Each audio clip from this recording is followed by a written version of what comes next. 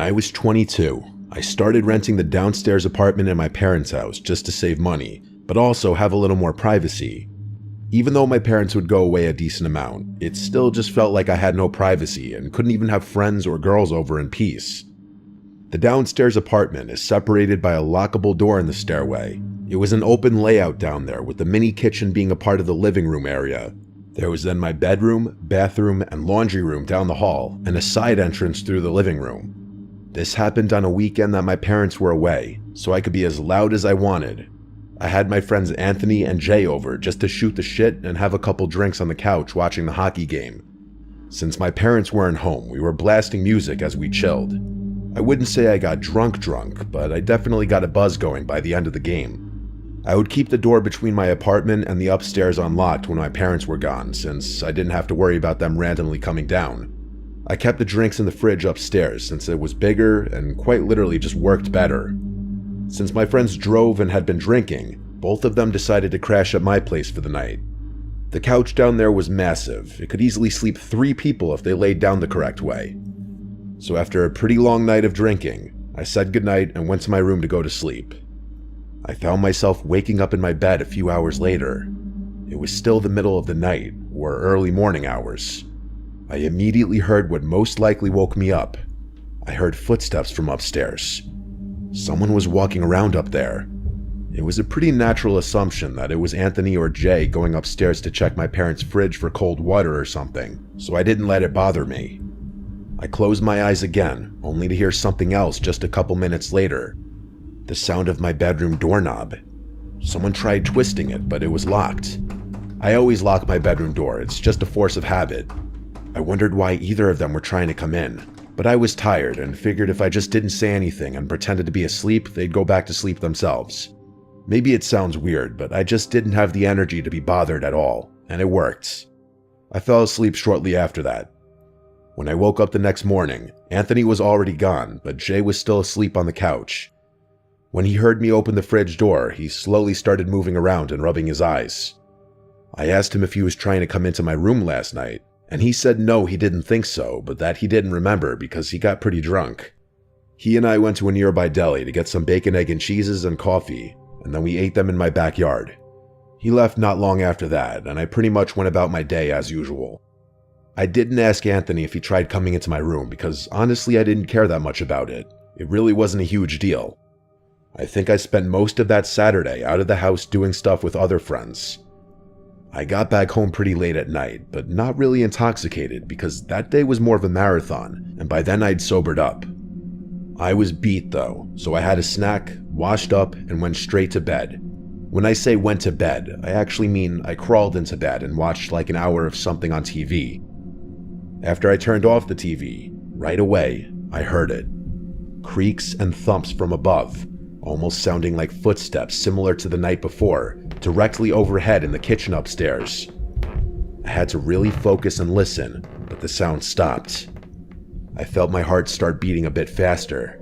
I felt a slight nervous feeling in my gut for a few minutes as I was sitting up and waiting to hear something else. Eventually, I laid back down and relaxed, realizing it was most likely just some normal house settling noises, and my paranoid thoughts were making them out to be louder than they were. I couldn't have been more wrong. I should have trusted my initial feeling. When I heard the doorknob to my bedroom door move again, I sprang up so quickly that you'd think I was about to get hit by a bus. The doorknob only moved for a couple seconds like it did the night before, but tonight, there was a light knock at the door followed by the doorknob.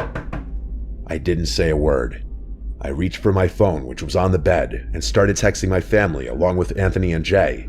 I knew the chances of it being one of my friends were next to zero, but deep down I was hoping one of them would by some chance respond back saying, "Yes, it's me." My parents didn't answer the phone, they must have been asleep. They were not supposed to be back until Monday. There was no way I was about to say, "Who's there?" I quietly got out of my bed and hid behind the corner dresser, grabbing a blunt object in the scary chance that whoever was out there would kick the door down and rush the bed. I'm not kidding, I think 10 minutes went by and I didn't move from the spot, but there wasn't another set of knocks. I called 911 finally and whispered as quietly as I could while still being loud enough to hear. I waited on the line with a 911 operator until the police arrived. Since I didn't feel safe exiting the room, I asked the operator if she could tell the police to meet me at my bedroom window. Once an officer was outside my window, they gave it a tap and I went to open it. Thank God I was on the first floor. I handed him the key to the side door, and moments later I heard the entrance to my apartment open. It was only then that I left my bedroom and was greeted by 2 officers. I turned on all the lights. My apartment was small with not many places to hide, so the search down there was quick. Then we went up to the main floor of the house and searched it. Nothing. And then we got upstairs. I told the officers what each room was before they'd enter. It was when they entered my parents' room that I heard a commotion about 30 seconds later. I was outside in the hallway when I heard it. I took one peek into the room and saw 2 officers yelling at someone under my parents' bed. I felt a knot in my stomach. I was told to wait downstairs. It was minutes later that they were walking down a tall, dirty, scary-looking man in a sweatshirt and shorts. They asked me if I knew this man, and I said of course not.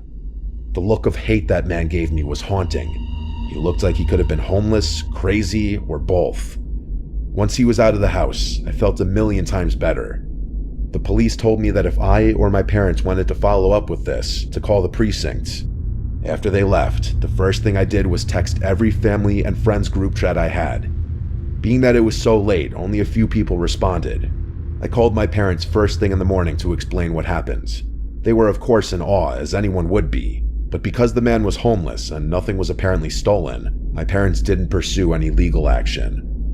I feel like it's possible I left the front door unlocked that night Jay and Anthony came over, and he simply walked right in when we were blasting music. Or, a scarier thought, he could have been in the house for much longer than that, and we just never knew.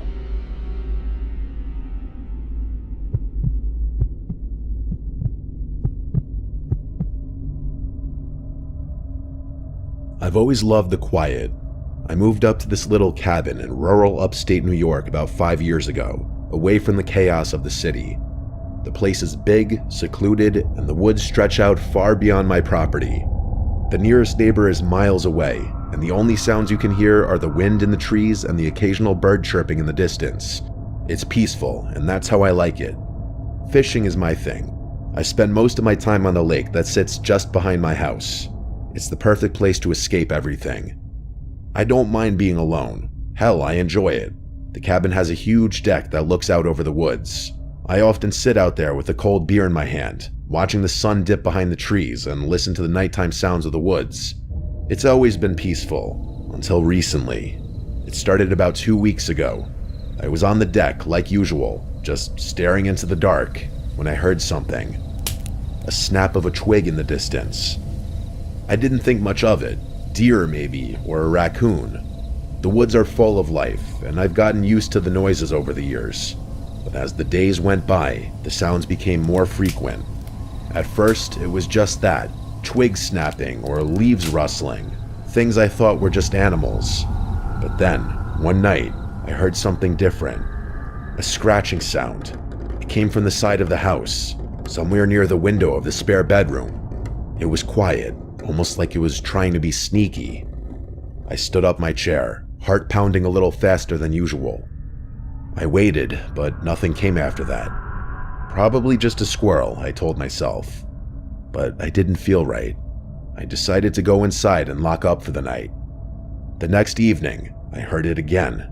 The scratching. It wasn't just at the side of the house anymore. Now it was closer. It sounded like it was coming from right outside the spare bedroom window. I froze, listening carefully, my nerves starting to fray. I couldn't explain it, but something felt off. I went to the window, pulling the curtains back slightly to see what was outside. The moonlight illuminated the trees, casting long shadows across the yard. The wind was still, and everything seemed normal. No animal, no person. I shook my head, telling myself that I was just letting my imagination run wild. It was probably a branch brushing up against the window, or maybe the wind. I convinced myself it wasn't anything to worry about and went to bed. The next night, the scratching returned. It wasn't just scratching anymore, though. It sounded like light tapping, as if someone were tapping on the window, trying to get my attention. My heart skipped a beat, and I jumped out of bed. I grabbed a flashlight and crept through the dark hallway toward the spare bedroom. When I reached the window, I shone the flashlight outside. There was nothing there. No person, no animal, just the same empty woods.